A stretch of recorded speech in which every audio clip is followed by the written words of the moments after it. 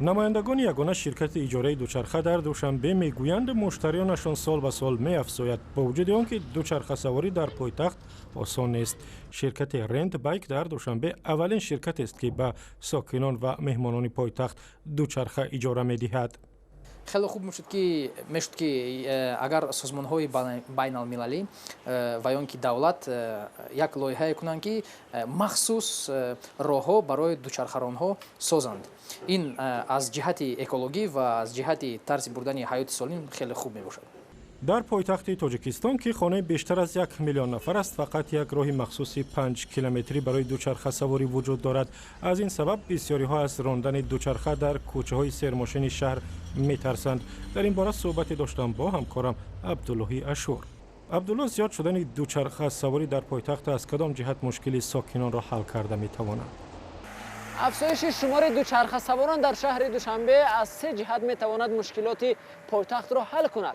از یک سو مشکل تنبشوی نقلیات را که در شهر دوشنبه زود زود به چشم میرسد و یکی از مشکلات عمده پایتخت تبدیل یافته است و از سوی دیگر خود دوچرخه یک نقلیاتی از جهت اکولوژی تازه است، مثل نقلیات جمعیتی اتومبیل ها به هوای شهر گاز کربنات اخراج نمی کند و این میتواند باعث تازه تر بودن هوای شهر شود و از جهت سوم افزایش شمار دوچرخه سواران باعث سالمی ساکنان پایتخت می شود که البته خرجات های شهر را در نگاهداری تندرستی ساکنان کمتر می تواند کند. و اصلا دوچرخه ها را به تاجیکستان از کجا وارد می کنند؟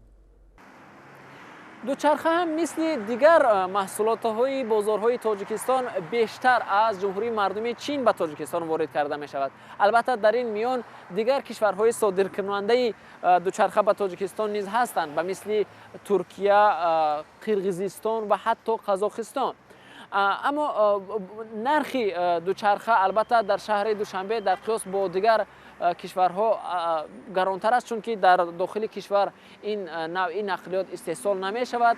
قیمت یک ولوسپد که برای نورسان و یا کلانسالان موافق است از 800 تا 2000 سامانی در بازارهای دوشنبه نرخ دارد و باید گفت که تاجیکستان یگانه کشور آسیای مرکزی است که در کشور ما استحصال دوچرخه‌رانی عین حال وجود ندارد، یعنی استحصال نمی شود و باید گفت که قبلا در تاجیکستان دوچرخه استحصال می شد. در میانه های سالهای 90 شرکت سابق تدز و حالا تلکو یک سیخش را برای استحصال دوچرخه موافق کرده بود، ولی بعدتر اون از کار ماند و سال 2013 هم نیز رئیس جمهور امامعلی رحمان یک کارگاه را در شهر دوشنبه افتتاح کرد که باید در آنجا هم ترالیبوس و هم دوچرخه ها جمع آوری می شدند، اما متاسفانه در این کارگاه هرچند ترالیبوس جمع آوری می شود اما دوچرخه هنوز هم در این کارگاه استحصال نمی شود. صحبتی کامل را در این باره در وبسایت azadi.org ببینید.